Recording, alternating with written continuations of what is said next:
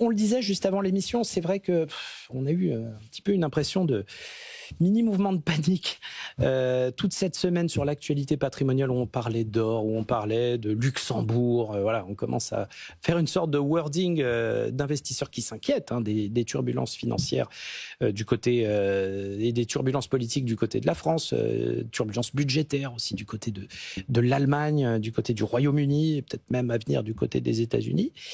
Maintenant, voilà, il ne faut pas oublier l'impact principal. L'impact principal, c'est sur le marché de taux que ça se passe, sur le marché obligataire dont on vient de parler. Alors c'est vrai que voilà, il y a un sentiment de soulagement en cette fin de semaine, mais Olivier Le Chevalier, on n'en a pas fini. On a des agences de notation qui vont s'exprimer, on a des problématiques budgétaires qui sont toujours pas résolues, qui risquent de s'aggraver même. Et donc, malgré tout, des marchés qui restent à peu près calmes, même si la volatilité, bien sûr, a fait son grand retour.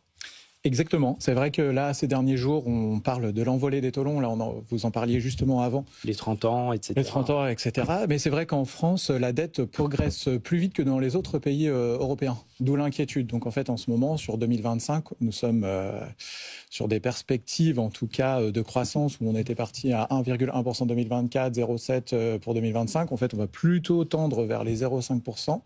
Et forcément, là, le dernier le dernier trimestre, en tout cas pour la France, c'est aussi toute la partie des agences de notation qui vont faire leur travail sur la note de la France. Et donc, on va commencer avec Fitch le 12 septembre prochain. Après, on va avoir aussi Scope Rating, Moody's, S&P, etc. qui vont s'étaler du 26, 24 et 28 novembre à chaque fois. On est plutôt sur des notes négatives qui, du coup, par rapport à la France, ça va nous mettre dans une position où il va y avoir un stress sur les taux. Mais ce qu'il faut retenir aussi dans un premier temps, c'est que pour 2025, là on a le plus de mal, c'est qu'il n'y a pas de reprise de l'économie, on a des difficultés à investir dans les entreprises, donc c'est un peu le moteur de la croissance qui est un peu en berne actuellement. Pour la France. Karen-Laure Mregen, vous faites le même constat. Vous, ce qui vous inquiète, c'est ce manque total de visibilité, finalement.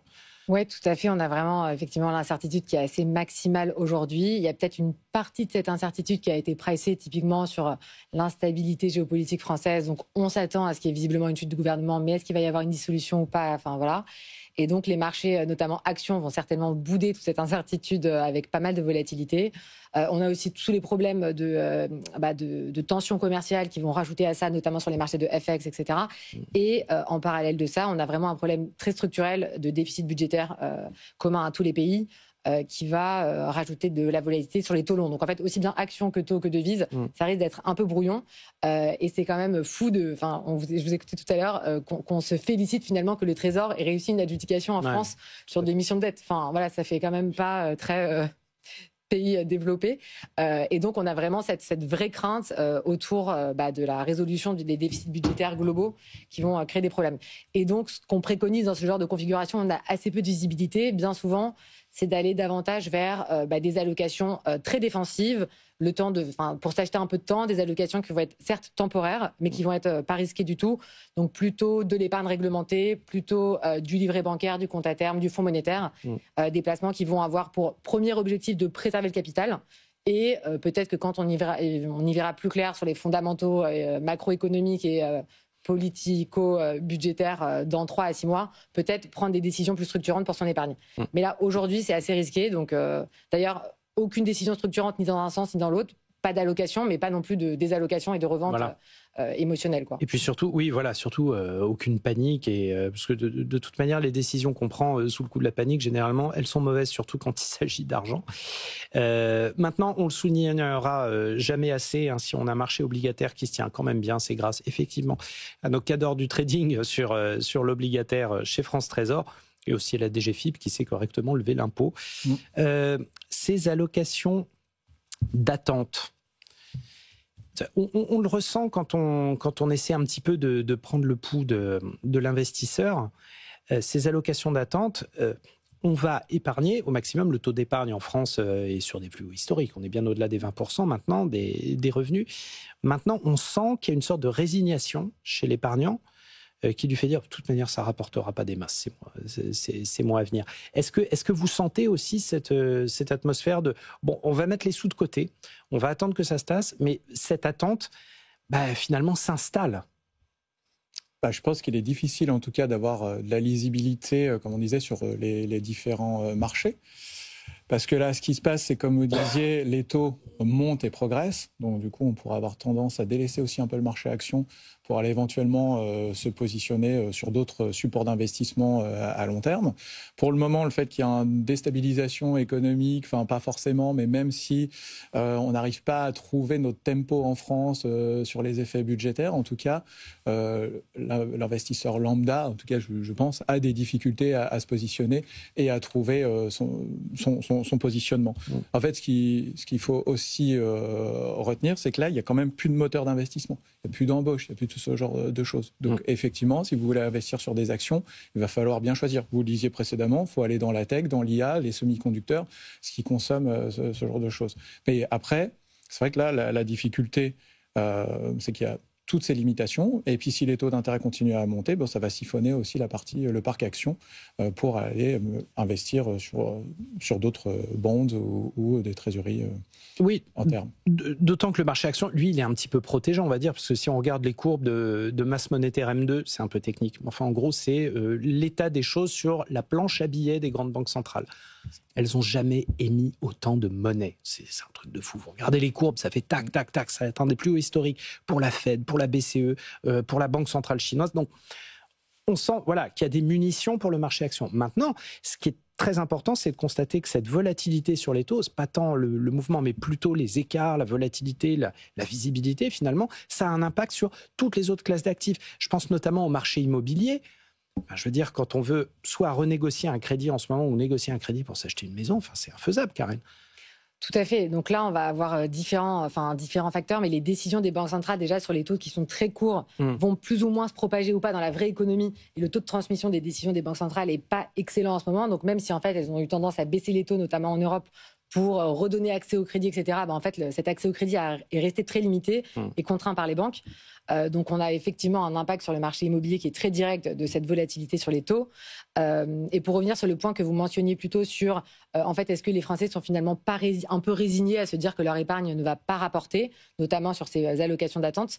Je pense qu'en fait, la priorité des Français aujourd'hui, c'est tellement en fait la sécurité de leur capital que ça leur va bien finalement de se résigner sur des rendements qui sont un peu moins attractifs si c'est pour garantir à 100% la sécurité de leur capital. Et pour autant, il y a quand même dans ces placements d'attente deux catégories. On va avoir des taux variables qui vont peut-être subir ces baisses de taux et donc délivrer des fonds monétaires qui vont descendre au fur et à mesure que les taux vont baisser, notamment les taux courts. Bien qu'on n'ait pas trop de certitude là-dessus encore, mais alors qu'on va aussi avoir des placements à taux fixe de type compte à terme où là on peut se permettre de sécuriser un rendement qui est garanti depuis le premier jour sur toute la durée du placement. Et donc du coup c'est aussi pour cet environnement qu'en ce moment les placements à taux fixe sont davantage favorisés par les Français. En tout cas c'est ce qu'on voit chez Swave en ce moment. Et puis on le rappelle en termes d'investissement. Rester à l'écart, être tranquille, ne pas faire de mouvement, c'est aussi prendre une grande décision d'investissement. C'est pas que acheter ou vendre.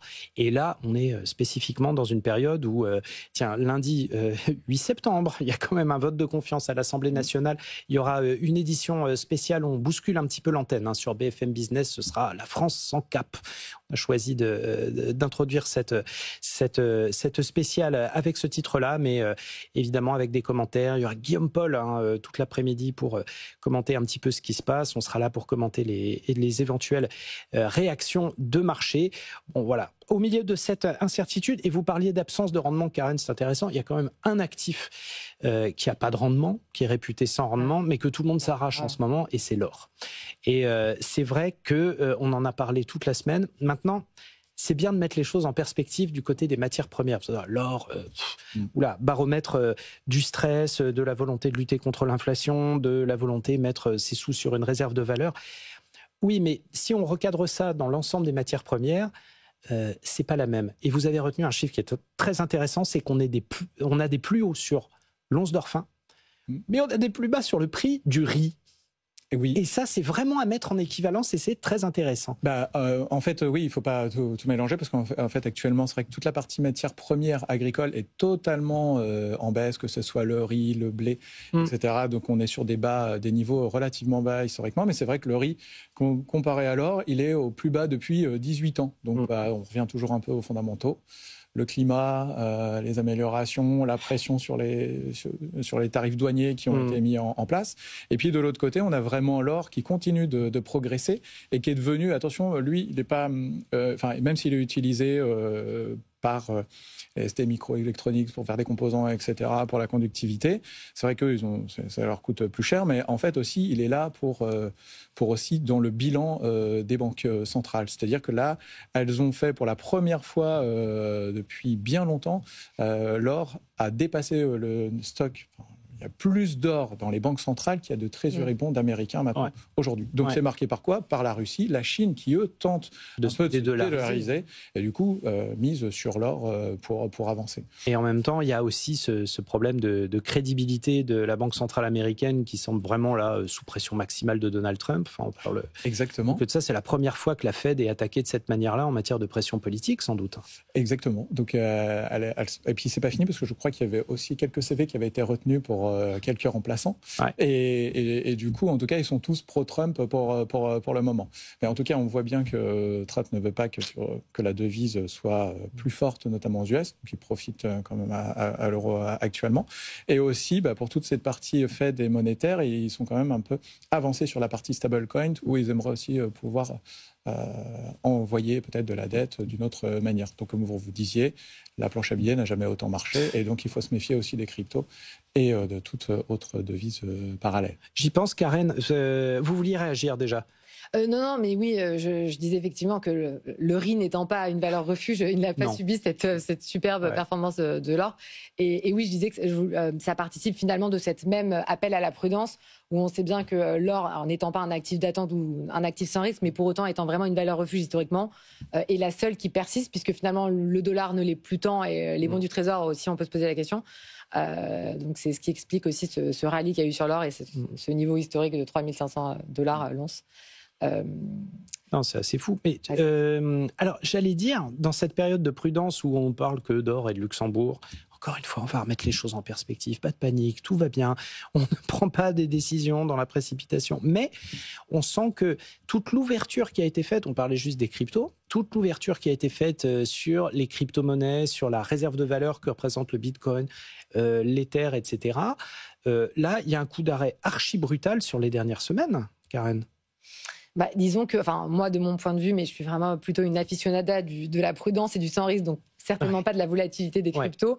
Et je ne sais pas si les Français se représentent le niveau de volatilité des crypto-monnaies versus des actifs traditionnels, même des marchés actions, qui sont déjà les marchés les plus volatiles qu'on a dans les marchés traditionnels. Mais c'est juste même pas le même ordre de grandeur. Donc oui, j'ai toujours du mal à me représenter les catégories d'actifs crypto-monnaies comme des valeurs refuges, bien que le seul argument qui tienne, ce soit que sur le Bitcoin spécifiquement, comme il y a un nombre limité de bitcoins qui peuvent être émis et que ça ne va pas être sujet à des politiques de banque centrale qui peuvent émettre de la monnaie quand elles le souhaitent.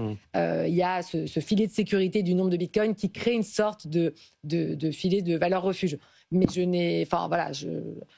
je recommanderais pas cette allocation en tant que valeur refuge, quoi. Oui, très alternatif et c'est quand même. On en parle logiquement un petit peu moins en ce moment parce qu'en termes d'incertitude, là on ajoute de l'incertitude à l'incertitude finalement. Exactement. Non, mais il faut continuer de diversifier son portefeuille et voilà, et pas être que mono-produit aussi en même temps. Donc, le secret, jamais mettre ses œufs dans le même panier, diversifier et puis arbitrer. Et la rentrée, c'est une période d'arbitrage archi importante. Merci d'avoir été avec nous, Karen-Laure Mregen de Swave et Olivier Le Chevalier, directeur général de DefTech. Merci d'avoir été avec nous. Bon week-end. J'espère qu'on a calmé un petit peu les esprits, mais surtout pas de panique.